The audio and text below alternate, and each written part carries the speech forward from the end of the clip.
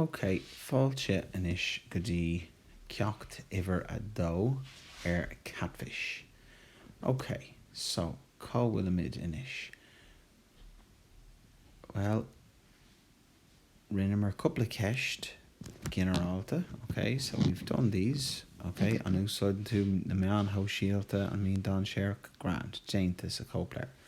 Scríb tú stór focail sa cópléir go hiintach an Gaeilge agus an Béarla. Okay. Éist agus scríomh. Okay, so déist tú leis an scéal. Okay, so féach an bhí seán YouTube. Tá an bhí seán sin YouTube. And that NOSC, that link has been updated and that's ready to go. So if you haven't, please féach an scéal. Okay.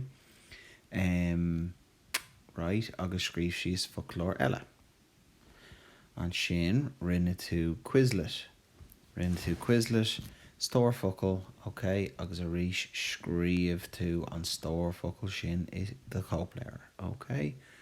Tá a lán focail nua faoin scéal seo. Okay. An sin, tá ceistena hain go dtí a de. These are ceistena for gná levéil agus ord levéil. Okay. So, cearcolóir. Agus an sin, fear no breakup.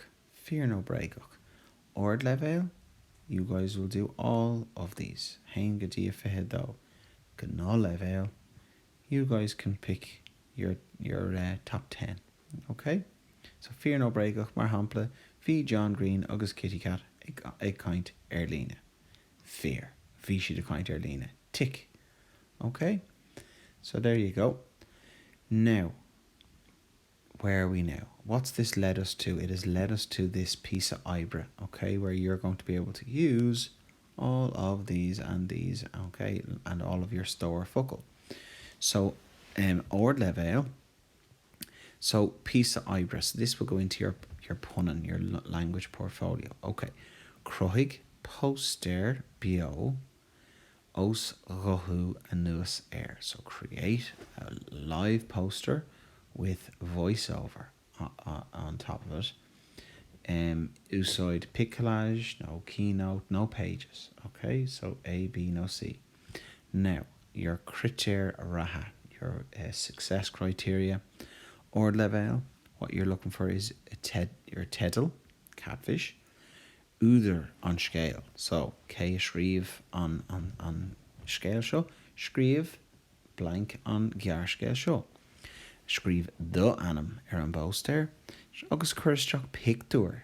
Okay, chuir isteach pictúr. Agus 20 pointe eolais, 20 points of information. Okay, gná levéil.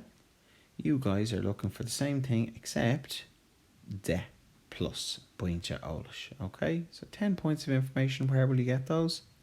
Boom, there you go. Okay, so of your choice. Now, of course, guys, by to a kind. So you the emphasis is on your picture as a visual. Agus and shin be a kind. Okay, you don't need to type in all of the text and everything.